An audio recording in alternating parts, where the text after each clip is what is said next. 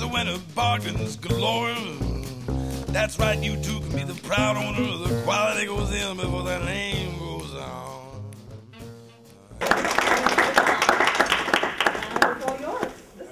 So we're going to talk about marketing nightmares.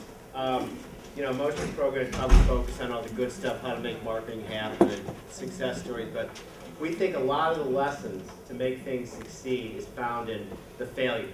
Yes. So and they're funny too. The other thing about it, the failures. For trade publishing, I really, before we prepared this, didn't realize that this was the case. But trade magazines don't write about failure. They write about success. So in fact, putting this together was a bit of a challenge because we don't write about mistakes. Because why report anything bad? I mean, that's not the BtoB. Everything's good. Yes. Yeah, everything's good. So why do we market in the first place? I mean, sure, you guys have all taken classes here, and you have all sorts of reasons why to market. I mean, does anybody have any ideas why are you doing marketing? Make money. To build a brand. There we go. Build a brand, Anything sell. else? It's creative. To be creative. Have a place to put the creative ideas. That's good. Make somebody pay for the creative people at that agency. That's correct. So the bottom line is that even in these recessionary times, people are going to continue to market. Now, Ellis has a this slide. This comes from our annual Outlook survey, which we do against BtoB's list of about 45,000 BtoB marketers. And what's interesting is that 20% are going to increase spending in print. But if you look over here, huge number are going online. So even in recessionary times, there is money to be spent on marketing tactics. So the bottom line is you market because theoretically if you market, people will buy more of your stuff, be more interested in your brand, want to hear what you're saying, as opposed to if you didn't market. So that's what marketing should do. Now, what shouldn't marketing do? Marketing shouldn't cost you customers, right? Marketing shouldn't injure your brand reputation. Marketing shouldn't ruin things that you spent time and money at ad agencies and marketing firms to create. Are there any examples right now, going on right now, last couple of weeks, of a marketing campaign? Maybe somebody who's fronting a marketing campaign, a bunch of them. Something's happening in his personal life. Any ideas? I mean, is there any current news cycle? Something that came up in another class was when Tropicana rebranded their packaging. And I don't know if you saw it, they had the very traditional orange with the straw in it. And then they went to something that was much more graphic. This is recent? Recent, yeah. Okay. What about something like last week, something happened that involved a huge brand. Sex. Who, anybody? There we go. There we go. Tiger Woods. Okay, so what have we got here? Despite millions spent supporting Tiger Woods and putting behind brands like Tag Heuer and Rolex and all sorts of Anderson, golf things. Accenture, right? Everybody's embraced Tiger Woods, right? Huge investment in this guy, yet he turns out to be a wild card. So what does that mean? That means that his marketing cachet has essentially been eroded because of his personal activities, which he kind of kept under control. So despite having the stellar athlete that everybody knows about, despite the millions of dollars that all the geniuses of marketing companies spent to tell somebody else, let's put our money behind this guy, it was a major gaffe. Nobody could foresee it. However, that gaffe sort of pales in comparison to somebody else who set the stage before that. Many years ago, we had another athlete who was picked out by a major company. When you're in a rush, take it from O.J. Simpson. There's only one superstar in rent-a-car, Hertz.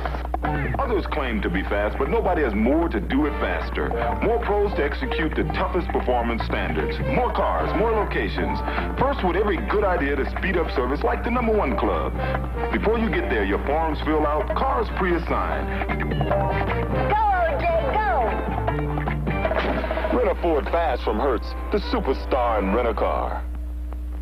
These were great ads. I think we're all agreed. They were terrific. The ads were good, built the brand up. Everybody thought this guy was amazing, and then all of a sudden, the next time we see him, allegedly, he's demonstrating clothing. So it's a complete about face. So his brand cachet is absolutely zero. And this brings us up to our first marketing lesson. Who can figure out what that might be? What's lesson number one in mistakes? Come on. What's the mistake these companies make in picking these guys? Actually, there are wrong answers. The only right answer is the one we're going to put up. But let's go. What's lesson number one? The teachers and people. The future's unpredictable. That's wrong, but it's interesting. Right? All right, we're going to cut to the lesson. Lesson number 1 is, depending upon the reputation of others to sell your stuff. We think that when you rest all of your brand equity on one particular person, not only is it cheating because you're not really spending time to figure something out that might be creative, if that person takes a fall, your whole brand goes down with it. Not to say that Rolex is going to go down, or Hoyer is going to go down, or Ping is going to go down, or any of these other things he's endorsed is going to go down. However, they spend a lot of money and a lot of time building these up. The brands will be okay. When Walmart does something, Walmart survives. It's still the largest company in the world. However, there's a huge history leading up to that point. They've got to say, okay, now we're, okay. All right, this is the sometimes better isn't better story. Everyone knows Coke. Most established consumer brands in the world decided that it wasn't good enough, that Coke didn't taste good enough. So what did they do? They introduced new Coke. This was in April 1985. 79 days later, after a huge public outcry that was heard around the world, Coca-Cola decided maybe we shouldn't change the formula. And they reintroduced the original Coke, which is now called Coca-Cola Classic. Here's the ironic part of this whole story. They changed the formula because they developed something that focus groups and taste testing groups told them tasted better.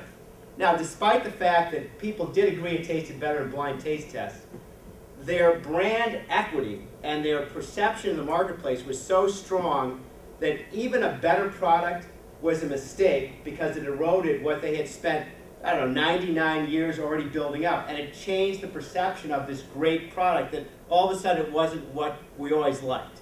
So it kind of flew in the face of this logic, but it tells you that if you try to interfere with a formula that's already working, it can have backfire repercussions that you never would have predicted. And what's the lesson? You guys tell us what the lesson is. Well, we have to throw up the things. Lesson 2. Lesson 2. What's lesson 2 based on that one? Don't fix it if it's not broken. That would be, I didn't think of that one. Any other ideas? Remember, they did focus groups that indicated that the new Coke was So you got science, you've got data, you've got intelligence gathering, you've got decisions based intelligence. Who knows what the big lesson in this thing is? Don't forget the emotional appeal of a product. It's kind of close. That would be good too. At least nobody said things go better. No. All right. There's some things you can't measure with research or analysis. That's pretty close. Yeah, So we're just going to number 2. give it to you right now. Misinterpretation of data. Let me give you another anecdote. So we have Siemens, a medical device manufacturer, and they have a website. This is a recent example from one of the B2B net marketing breakfasts we did in New York earlier this year. We have the Siemens VP of Interactive, right? And in a lovely German accent that I won't try and replicate, he said, our success metric for this website used to be time spent on the site. In other words, that would indicate engagement, people are on the site, you know? And then these engineers sat back and said, maybe time spent on the site means people are lost. They don't know what to do to get the things they want to get. And they looked into it, they asked people, they did some measurement, and now the success metric for the Siemens medical device website is the least amount of time spent on the site to accomplish a goal. So in fact, what you measure can color your, make sure you pick the right thing to measure. There we go. So in case any of you guys are going to become data researchers or market analysts, think about the whole market, think about where you're at, and think about whether or not you want to change something that might radically shift your current market position. Everyone's a winner, bargains galore. That's right, you too can be the proud owner of the quality goes in before that name goes on.